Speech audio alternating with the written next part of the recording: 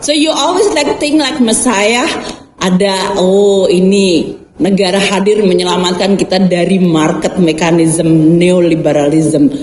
Do you think negara itu kayak malaikat gitu? Enggak juga, negara kan manusia kayak saya gitu. Moga-moga kayak saya. Negara hadir, dia harus dihadirkan, dan untuk bisa dia hadir dia harus pakai APBN, hashtag uang kita. Jadi negara hadir tidak gratis. Dia harus bisa dihadirkan. Saya baru bicara tentang technicalities-nya. Kalau hadir maka dia harus dibiayai. Kalau dia dibiayai maka dia harus ngambil pajak.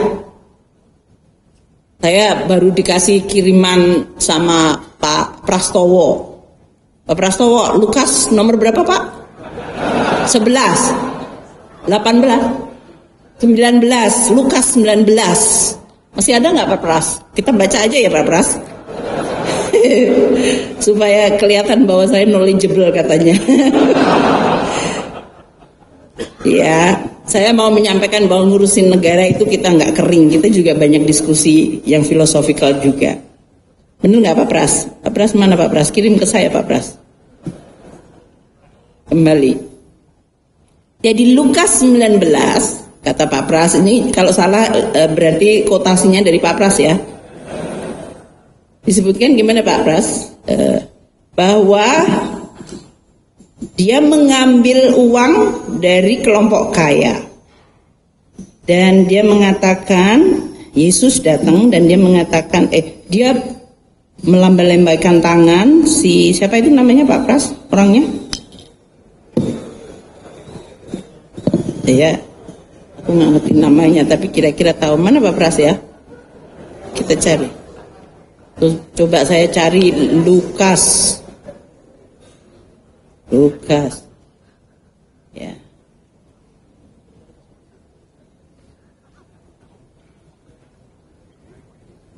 Ada Pak Pras? Udah hilang Pak Pras. Mana Pak Pras? Pasti. Tapi kira-kira Yesus lagi berjalan, kemudian ada si Matius ya. Satius, dia adalah orang yang nggak bagus katanya, dia suka ngambil-ngambil duit. Terus dia naik manjat pohon, terus kelihatan. Akhirnya Yesus memutuskan datang ke rumahnya. Orang nanya kenapa Yesus datang ke rumah orang yang kayaknya nggak reputable gitu. Tuh, kira-kira bener nggak ya Pak Pras? Nah, udah dikirim ke saya supaya saya nggak salah quote. Nanti kalau kita salah kitab suci saya dimanain. Zacchaeus.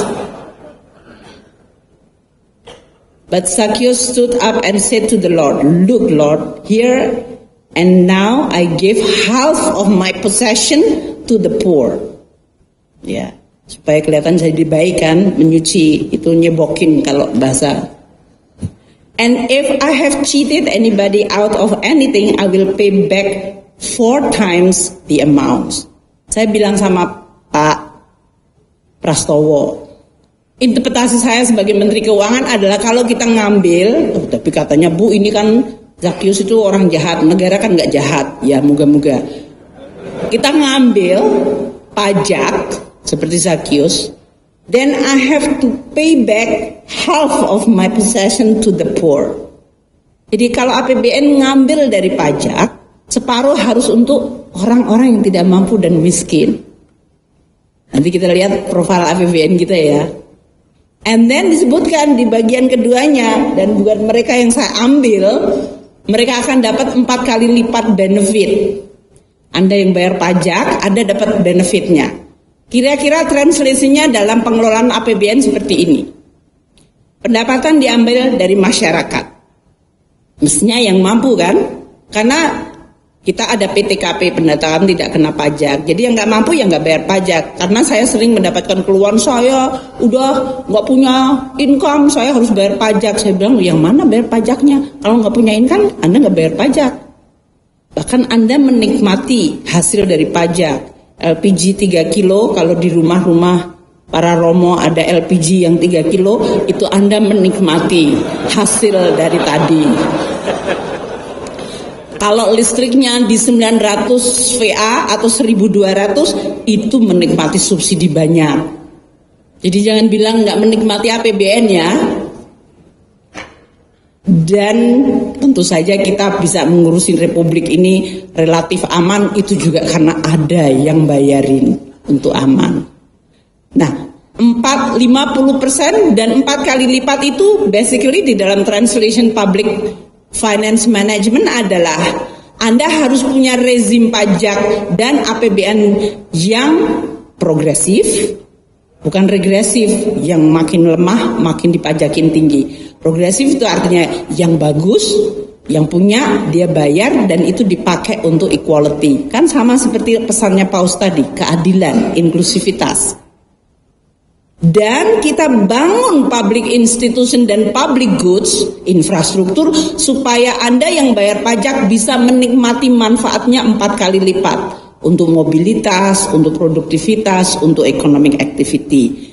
Jadi mengelola APBN kalau kita makhluk beragama, we are not just doing because kita senang aja nyusahin orang dengan mungut-mungut. Atau kita merasa punya power mengelola uang ribuan triliun for the sake of untuk kita kelihatan keren.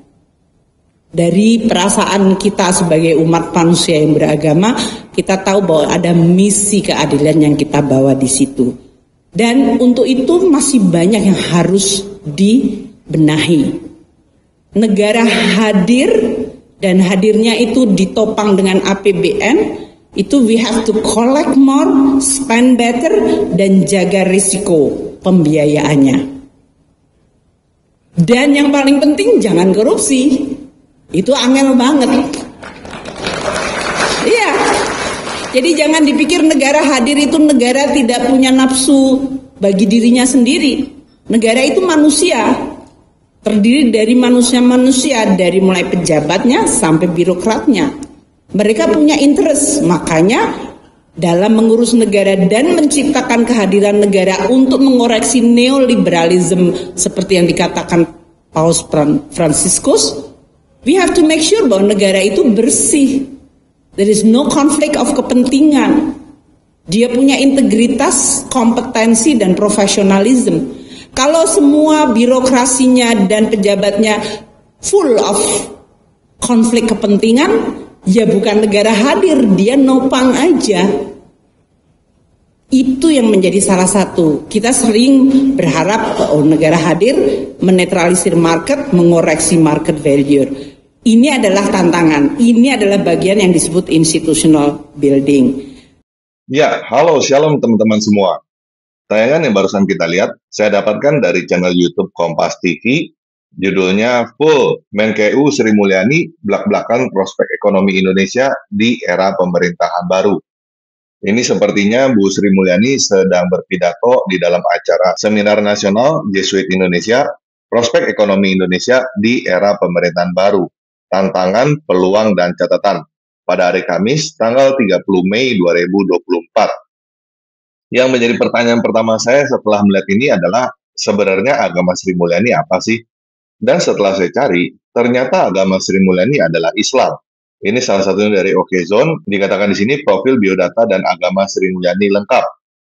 Sri Mulyani Indrawati SE MSc PhD, lahir di Lampung pada 26 Agustus 1962. Dia adalah anak ketujuh dari pasangan Profesor Satmoko dan Profesor Dr. Retno Sriningsih Satmoko. Wow, ini dua-duanya ayah dan ibunya sama-sama profesor ya. Luar biasa. Wanita berdarah Lampung ini memeluk agama Islam. Oke, yang tadi dikutip Sri Mulyani adalah Lukas 19 ya.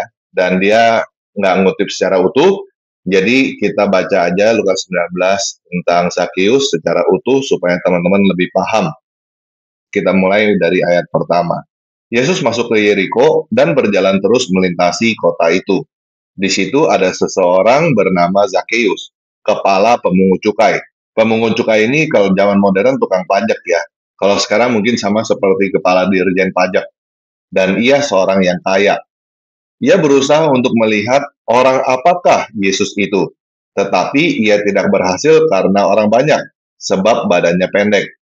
Maka berlarilah ia mendahului orang banyak, lalu memanjat pohon ara untuk melihat Yesus yang akan lewat situ. Ketika Yesus sampai ke tempat itu, ia melihat ke atas dan berkata, "Zakeus, segeralah turun, sebab hari ini aku harus menumpang di rumahmu." Lalu Zakeus segera turun dan menerima Yesus dengan sukacita. Tetapi semua orang yang melihat hal itu bersungut-sungut. Katanya, ia menumpang di rumah orang berdosa. Ya, pada zaman itu pemungut cukai dianggap orang berdosa ya oleh rata-rata orang Yahudi karena dianggap seperti pengkhianat yang bekerja kepada penjajah Romawi. Tetapi Zakeus berdiri dan berkata kepada Tuhan, "Tuhan, setengah dari milikku akan kuberikan kepada orang miskin. Dan sekiranya ada sesuatu yang kuperas dari seseorang, akan kukembalikan 4 kali lipat." Kata Yesus kepadanya, "Hari ini telah terjadi keselamatan kepada rumah ini, karena anak ini pun anak Abraham. Sebab anak manusia datang untuk mencari dan menyelamatkan yang hilang." Ya, sebenarnya memang agak-agak mirip ya Zakeus ini dengan Sri Mulyani. Tadi kita lihat Sri Mulyani mau selfie dengan Paus Fransiskus, tapi dihalang-halangi oleh para penjaganya. Dan akhirnya berhasil sih. Setelah itu dia mengutip ayat Lukas 19 ini.